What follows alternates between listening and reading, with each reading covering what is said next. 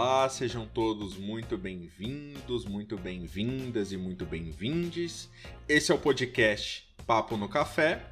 Eu sou Leonardo Lima. Eu sou Guilherme Cruz. E hoje contamos com a presença do nosso ilustre convidado, especialista em física e em BBB. Meu nome é Kaique Camilo. Isso, e vamos conversar sobre física, Albert Einstein, vamos conversar sobre Isaac Newton? Imagina, vamos conversar sobre Carol Conká, Lumena e Nego Di. E para isso eu vou querer um café com um pedaço bastante amargo de intriga. Olha, Léo, o meu café eu vou querer tomar ele bem escuro, assistido por 60 milhões de pessoas sem muito o que fazer. E você vai tomar o seu café com o quê, Kaique? O meu eu vou tomar com um pouquinho de desinformação, hipocrisia e bastante lixamento. É isso. Voltamos já.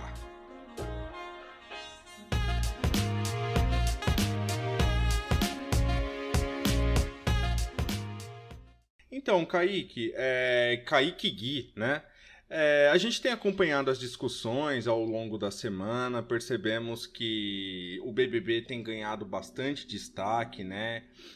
Principalmente pela questão da exposição das pessoas, isso não é novidade, desde a primeira edição, outros realities também, né? Casa dos Artistas, A Fazenda, enfim, que abordam esse mesmo modelo. Mas essa última versão tem ganhado bastante destaque porque muitas pessoas têm se debruçado sobre a questão da violência psicológica, sobre a questão de uma, talvez, né, estereotipação da esquerda e dos movimentos sociais, e como isso é representado, qual é a imagem que se quer passar, enfim. Né? Então a gente tem pelo menos aí dois vieses de análise que a gente pode pensar, que é essa violência que está sendo abordada, né, dentro do programa, essa violência pensando a intriga que se dá, e do outro lado a contaminação, né, que se dá também na imagem desses movimentos sociais.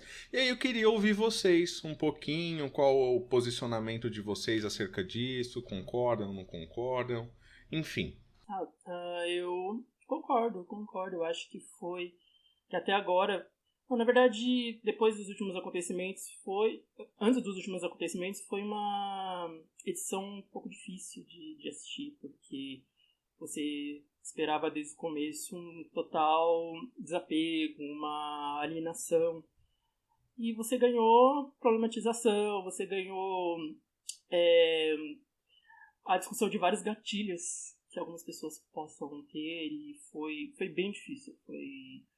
Mexeu com o psicológico de muita gente. Do meu, principalmente. E agora eu vou levantar uma bola aqui pra gente discutir. Eu queria ouvir você também, Gui. A gente tem figuras bastante caricatas, por assim dizer, que tem ganhado bastante destaque. Né? E quando eu falo caricata, é mais caricata do programa do que qualquer outra coisa, que é, por exemplo, a figura da Carol Conká, a figura da Lumena, que ganharam bastante destaque. A gente teve agora uma expulsão, né, do Nego Di. E o que isso representa para o programa? Quais são as mensagens que estão sendo veiculadas nesse programa?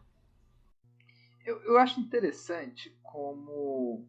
Primeira coisa que eu acho que a gente tem que ter muito claro é uma coisa bizarra, que é a separação, que tem desde que, enfim, a civilização europeia, com muitas aspas, se construiu, que é a divisão entre alta cultura e baixa cultura.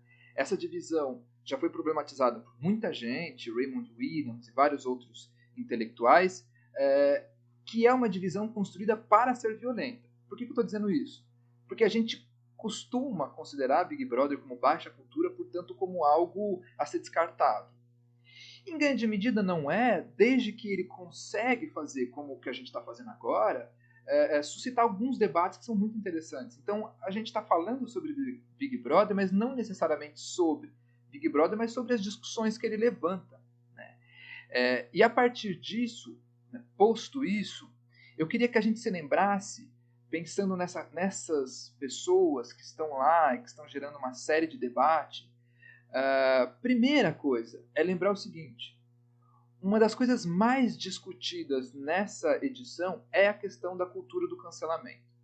E eu nem gosto muito de chamar de cultura do cancelamento, porque cultura é uma palavra muito complexa, mas enfim, eu prefiro chamar como ação de cancelamento, ato de cancelamento. Eu acho que se encaixa melhor.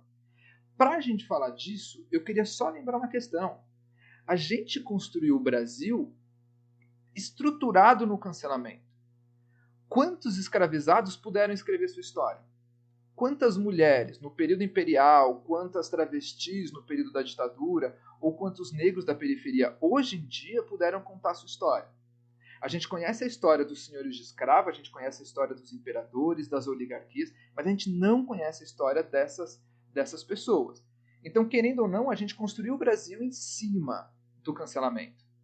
Eu acho que essa é uma introdução que a gente precisa colocar agora. O cancelamento está sendo posto com muito mais força por conta das redes sociais, e é mais fácil você cancelar, mas cancelamento é uma estrutura comum na história do Brasil, principalmente para as classes trabalhadoras, para as minorias. Né? E o que é cancelamento? Cancelar é calar.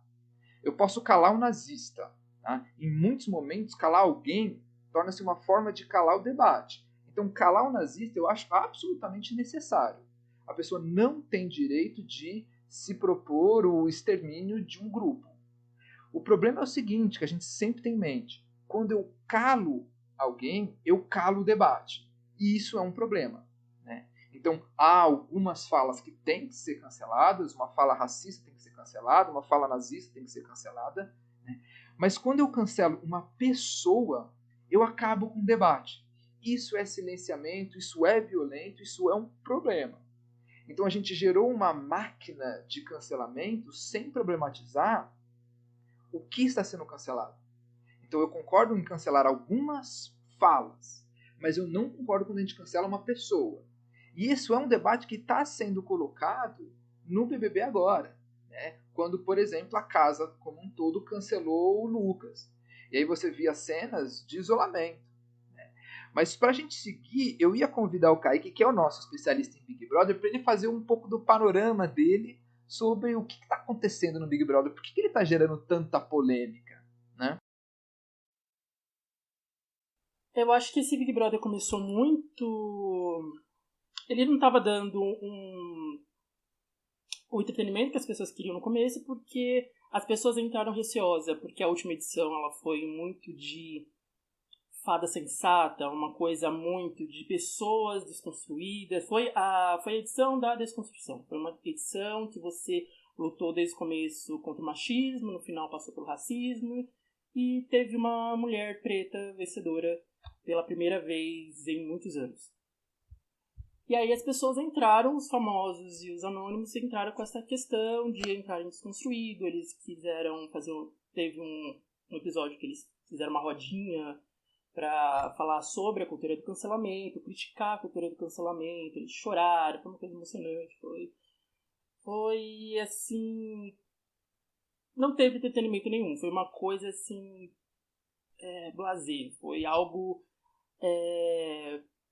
tediante, mas começou com essa proposta, seria a proposta de cancelar o cancelamento, e depois, na primeira festa, na primeira oportunidade que o povo teve de perder a cabeça, teve o Lucas, que ele bebeu, ele falou algumas coisas desagradáveis, porque ele foi, resumindo, no final da festa ele deu em cima de uma menina, e aí, quer dizer, na verdade, ela brincou com ele, e aí ele levou isso a sério, não teve correspondência, e aí começou a acusar ela de ser uma nazista, chamou ela de Stalin, começou a atribuir coisas a ela que foram desnecessárias, mexeu com toda a casa, porque alguns ficaram do lado dele, outros ficaram do lado dela, e depois se repetiu numa outra festa. E aí, a partir do momento que você tem essa figura que desestabilizou a casa, não, tipo, desestabilizou uma pessoa, outra pessoa tomou as dores dela, e essa pessoa, como tinha um poder sobre a casa, começou a desestabilizar toda a casa. Então, todo aquele papo de cancelar o cancelamento foi por água abaixo. Teve um bode expiatório, teve o vilão da edição, e todo mundo começou a cair em cima dele. Todo mundo não, mas a maioria começou a cair em cima dele, e aí a gente viu aquelas cenas horríveis da Carol Conká humilhando, xingando, isolando. Que não foi só uma vez, teve um isolamento de todo o pessoal. Ela combinou com todo mundo de não comer antes dele, para ele poder comer sozinho na mesa. Depois ela expulsou ele da mesa, depois ela começou a fazer a cabeça de todo mundo, sendo que ele pedia desculpa, ele começou a prestar serviços pro pessoal da casa, ele tentou se redimir, mas aí o estrago já estava feito e as pessoas já estavam confortáveis em humilhá-lo, em excluí-lo. E aí isso movimentou todo o país, assim. Foi aí o momento que as pessoas começaram a dar atenção para essa edição. E agora chegou no momento que, depois que ele se assumiu bissexual, ele beijou um outro cara dentro da edição, houve também um caso de bifobia, e depois desse caso, como ele já estava sendo pressionado, estava fazendo um terror psicológico com o garoto, ele não aguentou, foi o estopim, e ele pediu para sair. E aí começou um jogo mais... Infelizmente ele ficou mais ameno, mas as pessoas também tomaram as dores dele. Interessante isso, porque tem uma certa questão, e eu volto a isso, né? Como é violento essa ideia do cancelamento a partir do momento em que eu excluo a pessoa. Quando eu excluo uma pessoa, eu automaticamente vou taxá-la como indigna de estar naquele espaço, como inferior, como contaminado, alguma coisa do gênero. E isso faz com que essa pessoa excluída comece a interiorizar isso. Então, o cancelamento ele se torna um instrumento brutal de destruição de outra pessoa. Eu quero só tomar, o Kaique, você que é o especialista em Big Brother, só para ver se você concorda comigo. Há uma certa culpabilização que eu percebo da Carol Conká e total certo sobre isso. Beleza. Só que tem um debate que eu acho super interessante, que é o seguinte: quem é mais culpado? A pessoa que liderou ou o liderado que aceitou a liderança? Não é um jogo de nível de culpabilidade. Mas a questão é o seguinte: a gente teve uma certa imagem muito mais pesada em cima da Carol Conká, só que, querendo ou não, a casa, não sei se como um todo, mas a sua maioria, seguiu também o cancelamento do Lucas. O que eu percebo é que cai muito mais em cima da Carol Conká do que todo mundo.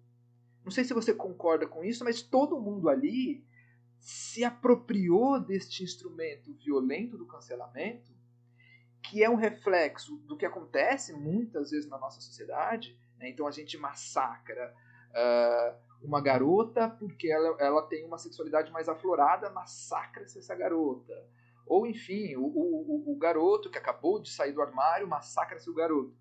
A gente sempre tem que lembrar que tem a pessoa que lidera, né, ou a pessoa que tem a ideia, mas também tem as pessoas que seguiram isso. Eu não sei se você concorda comigo nesse ponto. Basicamente o que eles fizeram dentro da casa, porque ele não teve o ato dele, posso até ser julgado mal, mas eu não vi... Eu vi uma pessoa descontrolada porque existe toda uma questão de um homem preto ser preterido por uma menina branca. E aí, quando ele tem esse preterimento, ele já tem toda essa bagagem. E aí, quando ele tá também um pouco alterado por causa do álcool, ele joga a merda no ventilador e tipo, acaba e desaba. E o que eu não acho que é uma coisa nova, não é a primeira vez que alguém também acabou perdendo a cabeça por causa de um álcool, por causa de bebida dentro daquela casa. Não vai ser a primeira e não vai ser a última vez. Só que houve, tipo, dentro de uma edição que não estava acontecendo nada, aí aparece, do nada, finalmente, um bode expiatório, eles jogaram em cima, tudo em cima dele. E essa reação da Carol Conká, tudo bem, tem as imagens mais fortes de todo esse cancelamento, de toda essa humilhação, de pegar ele como um anticristo ou alguma figura negativa, vieram dela. Ela teve os ataques mais a imagem dela atacando foram as mais violentas. Ela proferiu palavras, ela ameaçou, ela teve episódios de intolerância religiosa, teve episódios de... Tirando também o Lucas, teve questões de xenofobia, teve questões de... Ele também foi acusado de assediar um dos caras. Então, tudo ficou na mira... a imagem do cancelamento ficou sendo a imagem da Carol Conká. Mas, claro, todo mundo naquela casa, mesmo não humilhando, mesmo não tendo os mesmos atos de agressão, ou minimamente que seja, eles foram também responsáveis porque, a partir do momento que você não se revolta, a pessoa também, tipo, todo mundo deixou a violência acontecer. Ninguém tomou uma posição, ninguém chegou e falou, pô, cara, tipo, isso aí tá pesado demais. As pessoas deixaram tudo acontecer, e acho que quando você é isento, você também é responsável por toda aquela agressão, por todo aquele ambiente. Isso me lembra um pouco do... Né, eu sei que, lógico, as proporções são outras, mas eu me lembro mais ou menos aquela fala do Eichmann, né? Tô pegando bastante pesado aqui, mas que é a ideia de que, assim, eu tava cumprindo ordens, eu tava seguindo o movimento. E eu fico pensando, né, talvez... lógico, agora fazendo uma análise psicanalítica, que eu sei que o nosso queridíssimo Guilherme Cruz adora. Então eu fico... Que é ironia, viu? Eu gosto, tá? Mas eu fico pensando o que é que se passa na mente dessas pessoas. Então, por exemplo, a Carol Conká, talvez assim, eu vou dizer que eu concordo, eu não concordo, mas eu fico pensando a que violência a pessoa foi sujeita, né? E aí pensando, não sei o quanto tem de jogo ali, o quanto tem de Carol Conká naquelas ações, entendem? É lógico que uma coisa não vai justificar a outra, mas eu fico pensando nas outras pessoas que se tornaram adeptos também, né? Então o que será que passa na cabeça de uma pessoa dessa de não perceber que, assim, todos nós erramos, né? E eu acho que o erro, ele faz parte nossa, quantas vezes eu não errei, não falei bobagem, não falei coisas que não deveria ter falado, e em certa... Ainda mais depois de beber um pouco, né? Nossa, Quem não depois de erra beber, depois meu disso? amigo, depois de beber ainda. Então, e tem coisa. E aí é que tá, né? Às vezes a gente passa do limite, eu acho que isso faz parte da natureza humana. A gente não fica se policiando a todo momento. Em alguns momentos, falas machistas perpassam pela gente, falas homofóbicas, falas racistas, mas não são falas com as quais a gente concorde parando para pensar, mas são coisas da qual a gente já como está dentro de nós, aquilo nos constitui.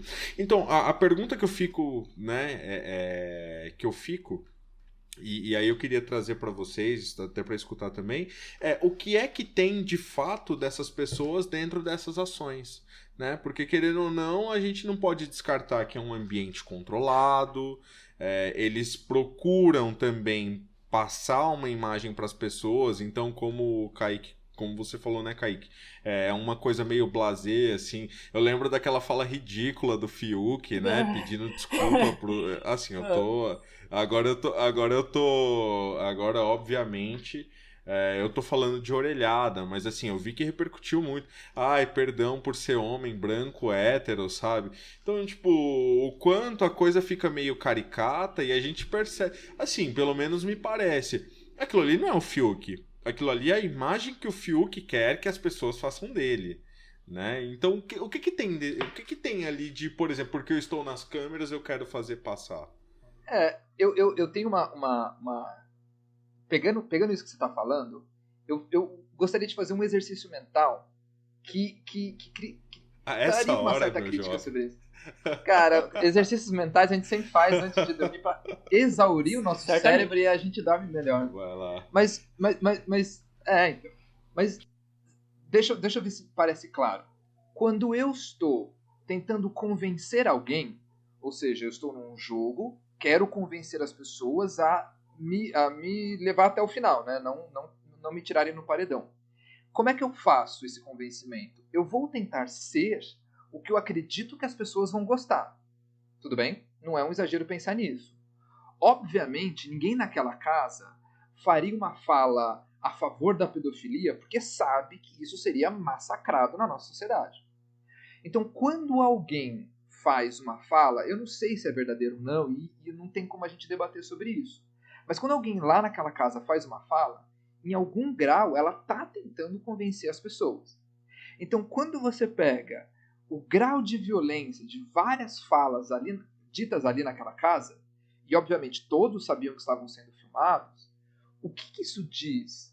Isso diz que aquelas pessoas com aquelas falas extremamente violentas e massacrando um garoto, massacrando uma mulher por ter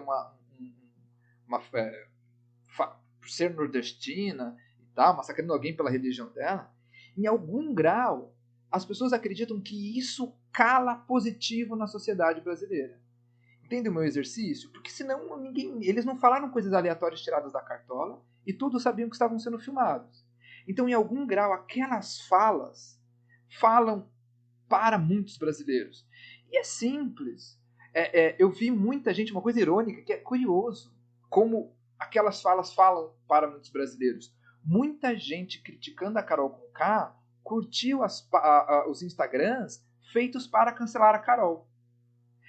Ou seja, eu vou cancelar alguém porque aquela pessoa cancelou. Que legitimidade eu tenho nessa ação? Por que eu estou trazendo isso? Porque no momento em que a Carol Conká cancela um garoto, e ela teve os argumentos dela, ela pode ser o pior ser humano, mas ela teve os argumentos dela, algum grau de racionalidade ela teve. Ela acredita que aquilo a sociedade brasileira vai concordar com ela, por isso ela fez isso na frente das câmeras. E ela não estaria tão errada, porque veja, estão cancelando ela. Podem ter razão nisso? Podem. Mas quando eu cancelo um cancelador, eu sou tão cancelador quanto o cancelador. Então, eu não sei o quão falso ou quão verdadeiro são aquelas atitudes. Mas no momento em que eu mostro essas atitudes de frente da câmera, querendo concordar com alguma, querendo ter o apoio dos telespectadores, eu acredito que aquilo vai ser positivo para a sociedade brasileira. E de fato é. Você tem ali condenação de ações homofóbicas que a sociedade brasileira é. Você tem ali a condenação do cancelamento que a Carol Conká liderou, mas a sociedade brasileira cancela brutalmente, como eu já disse no começo do episódio. Então o assustador não é saber qual é o grau de verdade ou qual é o grau de atuação. O assustador é imaginar que quando a pessoa faz aquelas coisas, ela sabe que a sociedade brasileira, em alguma medida, apoia, se vê naquilo. Esse eu acho que é o ponto mais assustador. Concordo. E falar, né, nessa questão do Fiuk, descobriram que ele fez um coach para saber lidar com diferenças, para saber lidar com minorias. Então ele fez todo um exercício, todo um trabalho de coaching para chegar e falar absurdos que nem esse, assim, começar a chorar. Depois, ele chorou depois da roda, daquela ciranda maravilhosa da primeira semana. Então, não, assim, eu concordo que, por exemplo, muitas atitudes da Carol Conká, eu acho que ela agiu pensando, como a última edição foi sobre machismo, foi o tema central, a partir do momento que você encontra um possível abusador, uma pessoa que foi totalmente escrota com uma garota, se ela começar a humilhá-lo, a começar a destruir a imagem dele, acho que ela pode pensar, nossa, vou ganhar mais apoiadores do mesmo modo como as meninas da última edição ganharam. Acho que ela teve essa ideia, mas ela se perdeu também numa coisa que eu acho que é do próprio... É porque agora a gente vê que a índole... É que aí já entra num terreno um pouco maior, mas assim, a gente consegue julgar que a índole dela não é das melhores. Assim. Você vê que a pessoa mente, a pessoa faz um jogo que não é nem um jogo digno de reality show, é uma coisa... maquiavélico o negócio, né? Sim, é totalmente... cruel. A pessoa não sabe se ela do nada começou a falar algo, ela começa a julgar a pessoa sendo que ela é louca, que ela tem algum problema. algum problema mental, algum problema psicológico, e começa depois a falar para todo mundo o que ela acha como se fosse uma verdade absoluta, e que ela começa a desacreditar as pessoas, e a palavra dela se torna lei. Assim, você vê um jogo muito... Não é um jogo, é uma crueldade muito, muito forte. E aí eu acho que também tem aquela coisa de... Você passa já, depois de uma semana, às vezes você se esquece que tem câmeras. Dá pra ver muito bem quando você vê que tem câmeras, porque a pessoa, ela para de pensar e ela começa a falar. Ela começa a falar o jogo, ela começa a falar o que ela pensa sobre as outras pessoas. E aí você vê que ela está falando aquilo não é para a pessoa do lado, é para o público. Então você sabe que naquele momento ela tem a ideia de que está sendo exposta, está sendo vista. E tem outros momentos que aí tipo, cai uma máscara, cai aquele personagem, a pessoa começa a ser humana. Quer dizer, em alguns pontos ser humana, outra coisa, em outros pontos ser desumana. E eu acho que é esse momento que pegou pro público. Porque ela vinha, principalmente a Carol Conká, não foca muito na Carol, porque eu acho que ela era uma das pessoas mais famosas, e a bandeira dela era uma bandeira de tolerância, uma bandeira dos movimentos sociais. Ela tem músicas que falam de entidades do candomblé, da Umbanda, para depois ela ser uma das pessoas acusada de fazer chacota, desrespeitar entidades do candomblé e da Umbanda. Então, acho que pega muito nisso, de você ver uma pessoa que aqui fora levantava uma bandeira e que dizia que ia levantar essa bandeira lá dentro, que está segura de que ainda está levantando essa bandeira, mas ser completamente diferente daquilo. Ela é uma pessoa desagradável, uma pessoa que faz mal de se assistir. Eu vou aproveitar esse teu gancho aí, porque eu já quero puxar um outro assunto também, que eu acho que tem tudo a ver, só que meu café esfriou e eu vou ter que pedir um novo, né? Então vou passar um café ter que fazer ali mais rapidinho, um aqui. em 2 segundos já voltamos.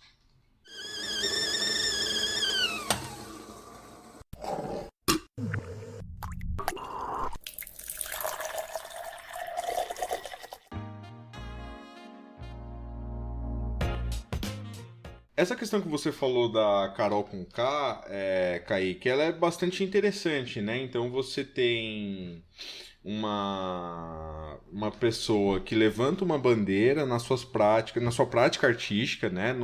Imagino que nas redes sociais, eu confesso que era uma pessoa que eu não conhecia, não ouvi, nunca tinha ouvido falar de Carol Conká. O Projota eu conhecia, mas a Carol Conká não. E o Fiuk também, não me orgulho disso, mas tá tudo certo. Ninguém se orgulha.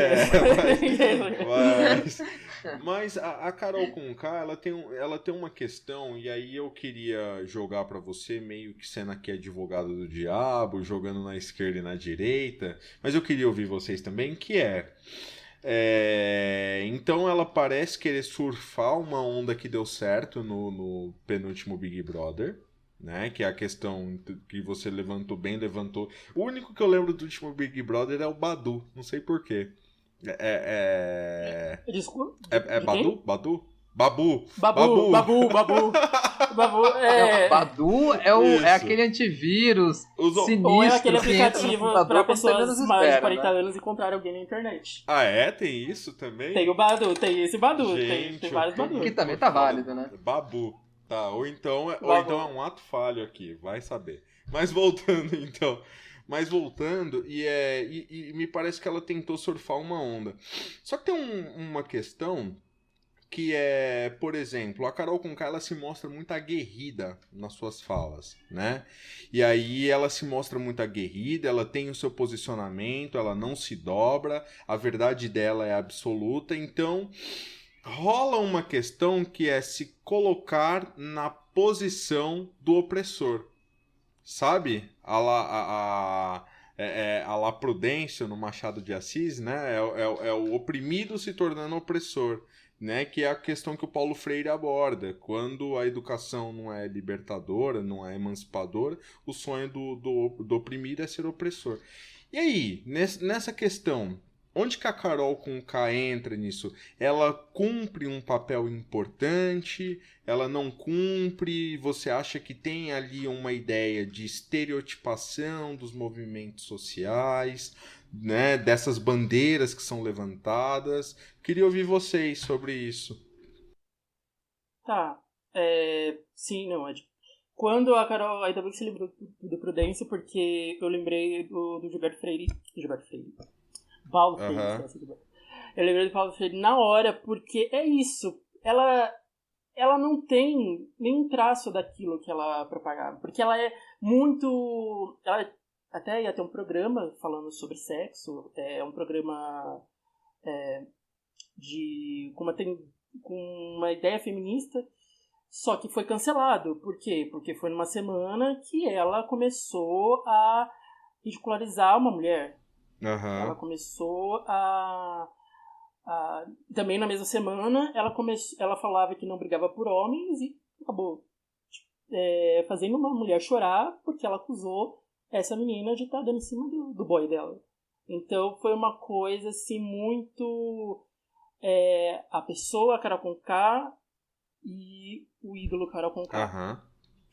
Mas não só ela, eu acho que essa ideia ela é muito mais, pelo menos do meu ponto de vista, muito mais ligada a outra personagem que seria a Lumena, Tá. que é essa pessoa que vem de movimentos políticos, ela vem de coletivos, ela vem de uma militância, e quando chega no programa, ela usa desse conhecimento, deturpa o conhecimento e começa a atacar as pessoas. Ela usa pro seu favorecimento.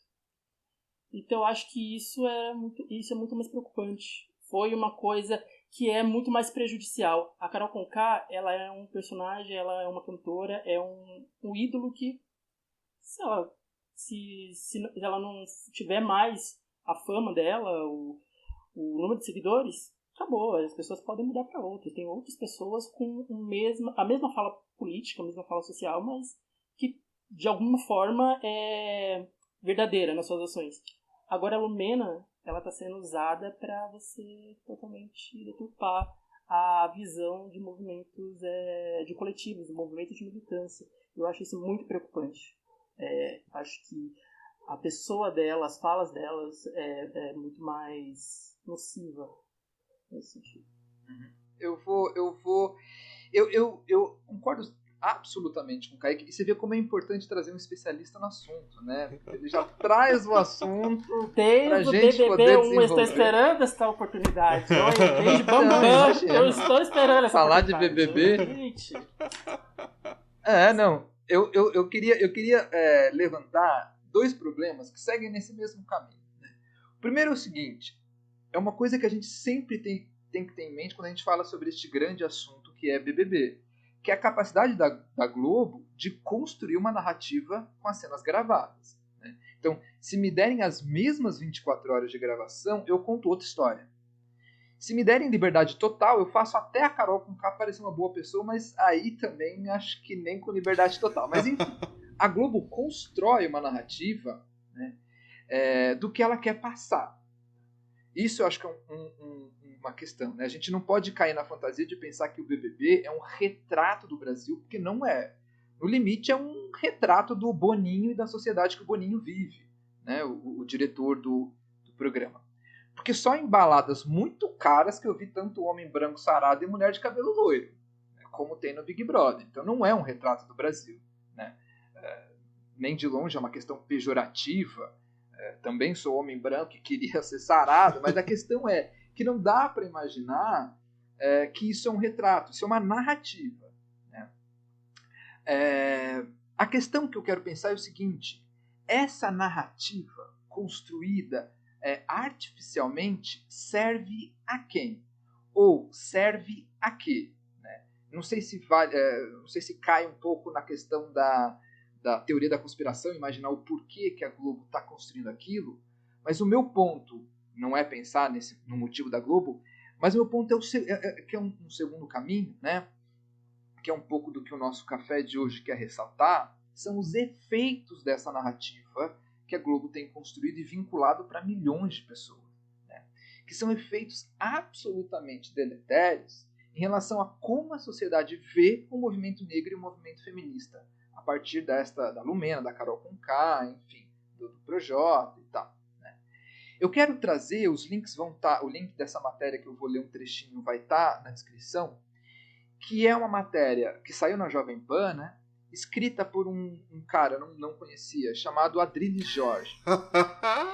E aí, eu não conhecia ele, Léo. Você já riu, eu imagino que você sabe quem é. Eu não conhecia. Cara, você vai citar o Adrilles Jorge no nosso podcast? Vou fazer esta citação eu problemática. Eu vou te cancelar a partir de agora. Tô te cancelando com tanta gente... Não, mas olha o texto. Olha o texto. A gente vai estar com o link lá. E ele está comentando sobre Big Brother e tal, e aí ele vai fazendo uma construção, é um texto muito mal escrito. Eu posso fazer só um parênteses, Gui? Porque o nosso ouvinte, ele, né, nossos muitos ouvintes, eles não sabem que a gente determina alguns assuntos e a coisa meio que vai acontecendo, né? Então, Adrilles Jorge não estava, estou cancelando o Guilherme Cruz a partir de agora, tá certo? Eu gosto de surpreender, eu surpreendo com o que há de melhor e o que há de pior. Vai lá, meu querido, só para fazer essa ressalva maravilhosa, vai lá. Parênteses fechado. Então, ele está construindo um texto muito mal formulado, criticando os movimentos identitários a partir do que a Lumena faz. Então, ele vai pegar as atitudes da Lumena, que foi bem isso que o Kaique colocou. Essas atitudes que são muito condenáveis, e este senhor, não vou chamá-lo de jornalista, este senhor vai trazer essas atitudes como exemplo do que são os movimentos identitários. E aí, só um trechinho aqui. Ele escrevendo, né? Neste sentido, ou seja, como os movimentos identitários são problemáticos, segundo este senhor, neste sentido, o Big Brother presta um serviço de educação, mostrando exatamente o cenário contrário do que a produção gostaria. O Brasil, segundo ele, né, não é um país racista ou machista. O racismo, por exemplo, existe episodicamente, circunstancialmente. Então, segundo este senhor, o Brasil não é racista. O racismo acontece de vez em quando. Mas vamos seguir para vocês verem como a análise dele é absolutamente mal feita. Em que pese haver, sim, racismo episódico e uma pirâmide social em que, sim, a cor negra é a base excluída. Vejam como o argumento dele é ruim. Então ele diz o seguinte, a sociedade brasileira tem a base excluída, ocupada pela população negra, mas o racismo é episódico. Como é que o racismo pode ser episódico se a base da sociedade é negra? Dá para perceber que não faz menor sentido esse argumento, né? Mas vamos seguir para fazer sentido o que eu estou querendo dizer. Então, ele está dizendo, né, esse absurdo, sobretudo por causa do período pós-escravidão, em que os negros foram abandonados numa liberdade sem nenhuma garantia de trabalho. O Brasil é o país, vejam o que ele vai dizer, o Brasil é o país menos racista do mundo, porque é o país mais miscigenado do mundo. Aqui, a democracia racial prosperou. Sim, ainda existe racismo por cor de pele por aqui, discriminação por cor de pele. Mas é raro. Existem homicidas e estupradores no Brasil, mas é diferente de dizer que o Brasil é um país homicida ou um país de estupradores, assim como é mentira dizer que é um país racista. Percebam, por que eu trouxe esse ponto? Porque ele vai defender e vai se contrapor aos movimentos negros, porque ele vai dizer, a partir do exemplo da Lumena, ele vai dizer, tá vendo? É isso que é um movimento negro, é um movimento violento, desnecessário, que não precisa, porque... Então, o que eu quero dizer é o seguinte, essa narrativa que o Big Brother tem construído tem servido para contaminar a maneira em que a sociedade brasileira vê os movimentos. Porque aí vem este senhor dizendo essas barbaridades mal formuladas a partir do que o Big Brother mostra. Agora, só te interromper, ele foi um participante também do Big Brother, eu não lembro de que edição. Né? Ele foi? Não foi, Kaique? Acho. Quem é? O Adrilles Jorge, que foi amigo. Ele é um poeta amigo do Pedro Bial. É que eu tenho o grande prazer de escutar a Jovem Pan para saber como o contraditório pensa, entendeu? Misericórdia, eu não sabia que ele era amigo do Ele BBB. Ele foi, o nossa, Adrilles Jorge, ele ele é foi, BBB do 15. BBB. Ele Sim, foi, nossa. é. Que Meu Deus do loucura. Esse céu. cara, assim, Gente, agora eu tô falando muito sério. Na verdade, a gente leu esse comentário, né, antes. Mas o que é interessante a gente perceber é porque tem um viés, assim, uma coisa que fica meio oculta. E eu fico pensando, por exemplo, nesse papel que a Jovem Pan faz, que é sempre trazer essa análise mais grosseira e sempre num viés de direita que é contra qualquer coisa que seja progressista. Então essa visão do Adrilles eu acho muito caricata do modo de pensar da Jovem Pan, e eu acho que é aí que está o papel que a Globo quer fazer. Eu acho que ela quer trazer não dizer, né? Não dizer, mas fazer parecer esses certos momentos para permitir a construção desse tipo de narrativa. Então é assim, eu não construo essa narrativa. Olha, eu só faço os recortes aqui, você que interprete como quiser, que é a questão que você estava dizendo, mas quem tá dizendo é o Adrilles Jorge, não sou eu. Né? Então isso é perigosíssimo. E eu já vou passar a palavra para o Kaique também, mas eu queria fazer uma pergunta. Né? Então, essas leituras e essas narrativas são um claro ataque ao movimento feminista, ao movimento negro. E aí a pergunta que eu faço é: essa estereotipação, essa caracterização é um problema que os movimentos têm que pensar também a partir das suas práticas? Ou é algo que assim não faz parte do movimento? E tô perguntando de verdade mesmo. Eu não participo, não estou inteirado na discussão, porque me parece que eu também não gosto desse discurso, mas parece uma briga de narrativas, né? E isso é perigosíssimo também, que é onde se dá o campo de disputa, né? Quando não se dá nas armas, é por aí. não, sim, eu acho que a questão que eu acho que aflorou o Big Brother tem 3 semanas apenas e parece que passou 3 meses. Aham. O que aflorou é a questão de você confundir, e eu acho que isso já existia até antes, só que agora tá mais. As pessoas estão indo mais atrás sobre o que é militância e o que é uma pessoa apenas se posicionar. O que a Lumena está fazendo, ela está se posicionando, ela está criticando, ela está fazendo até umas falsas afirmações, ela está colocando as pessoas contra a parede, ela está sendo violenta, ela está sendo agressiva, ela está sendo totalmente não... Ela não tem argumentos válidos, ela é um tipo de pessoa que também ela utiliza muito de palavras difíceis, palavras assim pouco usadas no dia a dia para validar, para parecer inteligente diante das câmeras. Só que as pessoas acham que aquilo é militância. A militância é uma coisa muito mais complexa, é muito maior. A militância ela pressupõe, está no seu cerne, o coletivo, a coletividade. Ela busca mudanças sociais, mudanças estruturais.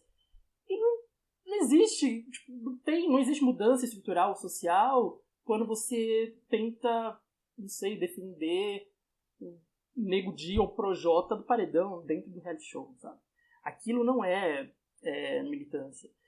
E sempre vai existir, qualquer movimento, seja de esquerda, seja de direita, pessoas que vão decupar aquela mensagem porque nós somos seres humanos, a gente é falho. Então, às vezes, a gente pode estudar, eu considero ela uma estudiosa, eu considero que ela se aprofundou nos estudos nos estudos raciais e também nos estudos sobre sexualidade, porque ela é formada, acho que ela é especializada em sexualidade.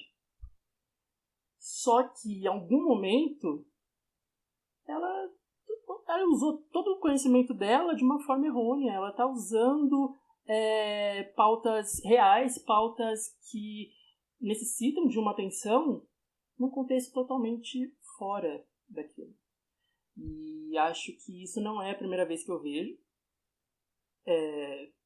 Eu não participo de um coletivo, não participo ativamente de uma militância, mas eu tenho muitos amigos que participam, e tanto eles me falam, como eu vejo, porque às vezes eu não estou participando ativamente, mas estou lá vendo, sendo ouvinte. E eu vejo pessoas que fazem isso, que pegam um discurso amplo e reduzem para usar em seu favor, em seu benefício. Isso é comum, é normal. O problema do discurso da Lumena é que é em rede nacional, sabe? Tipo, as pessoas, elas sempre vão pegar uma parte pelo todo. Então, acho que isso que é grave. Entendi. E aí, Gui, o que você acha de tudo isso? Eu queria voltar nessa questão de a quem serve, os efeitos dessa manipulação que é a narrativa criada por recortes de imagem, né? Porque é muito engraçado que tem feito aparecer muita gente falando assim, tá vendo, isso é um movimento negro, isso é um movimento feminista, é agressivo, os negros querem tomar o lugar dos brancos, as mulheres querem tomar o lugar dos homens. Isso tem se reforçado a partir do que tem aparecido no Big Brother. E isso me lembra muito, aqui, o pavor da elite branca com a Revolução Haitiana, no fim do século XVIII, começo do XIX. Então, quando aconteceu a Revolução Haitiana, enfim, a Revolução Haitiana foi a única grande revolução feita por escravizados na América, né, que libertou o Haiti, acabou com a escravidão no Haiti. Quando aconteceu isso, a elite brasileira, a oligarquia brasileira, assim, ela ia dormir quando ela tinha um pesadelo, era o pesadelo de que o Haiti seria no Brasil. Então, é uma repaginada desse discurso. Mas os negros vão tomar o nosso lugar, né? Ou o pavor da elite britânica com o movimento sufragista, das mulheres que lutavam por igualdade de direito político. Então, essa narrativa que tem sido vinculada contaminam os movimentos identitários e serve para a extrema-direita dizer o seguinte, tá vendo? É isso. O que o Kaique colocou, a gente não pode confundir militância, que é um trabalho coletivo, é uma construção coletiva, com uma pessoa individual que pode estar num momento difícil, um momento meio translocado, né? Como efeito, não só aquela matéria que eu tinha lido do Adriles, mas também tem o caso do deputado estadual, o Anderson Moraes, do PSL do Rio de Janeiro, né? Tem que ser PSL, infelizmente, que denunciou a Lumena por racismo reverso, né? Nas palavras dele, a participante teve fala pejorativa e ofensiva generalizada à raça branca, né? Fala dele. O cara não tem nem noção de que a questão de raças humanas acabou há muito tempo. O movimento negro não fala de raça negra. Raça negra é uma banda de pagode. Então, não só uma ignorância clara, mas veja, a gente começou a voltar com força a ideia do racismo reverso, que é uma coisa que não faz o menor sentido. Eu gostaria de saber quando foi que esse Anderson Moraes, esse deputado, entrou num shopping e o segurança ficou seguindo ele achando que ele era bandido.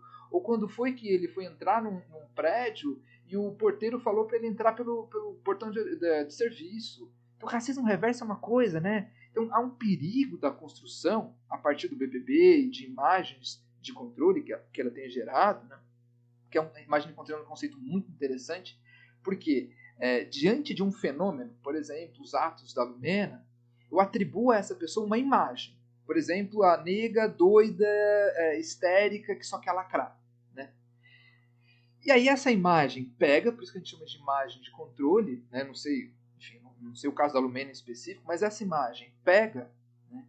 E aí o que acontece? Eu expando essa imagem para todo o movimento negro. Então eu digo, olha, tá vendo a Lumena como ela é radical, ela é agressiva, ela é violenta? Pois então, o movimento negro é todo assim. Então começa a surgir um problema que a sociedade brasileira já queria, em grande medida, ir contra os movimentos identitários. E aí o que acontece usam o Big Brother para expor isso. Acho que isso acho que é o maior perigo dessas imagens.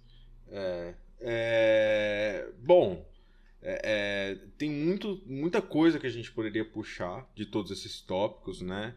Mas o café tá esfriando. Na verdade, eu acabei com o meu café, mas o meu acabou no primeiro. Eu pressuponho que de vocês já estão acabando também. Mas eu queria, como a gente tem um convidado especial, né? Vou jogar na fogueira aí. Eu queria ouvir queria ouvir você, Kaique. Você tem alguma ponderação, algum palpite? Quem ganha esse 1 milhão, 1,5 milhão? 1,5 milhão. 1,5 milhão, por Que tem favor. 11, Esteja a que tem história desse 11 anos que programa. não é corrigido. É 11 anos, é isso, né? Que não é corrigido. Eu tava lendo hoje, pela inflação daria 600 mil reais de diferença. Então a Globo tá sendo caloteira ainda, né, nesse aspecto. Mas eu queria ouvir a sua ponderação, o que você acha dos impactos, não só para lógico, para o prêmio, quem que você acha que é o grande favorito, mas quais são as consequências, por exemplo, desse tipo de narrativa que se quer passar, né? Eu acho que seria interessante você apresentar um fechamento disso.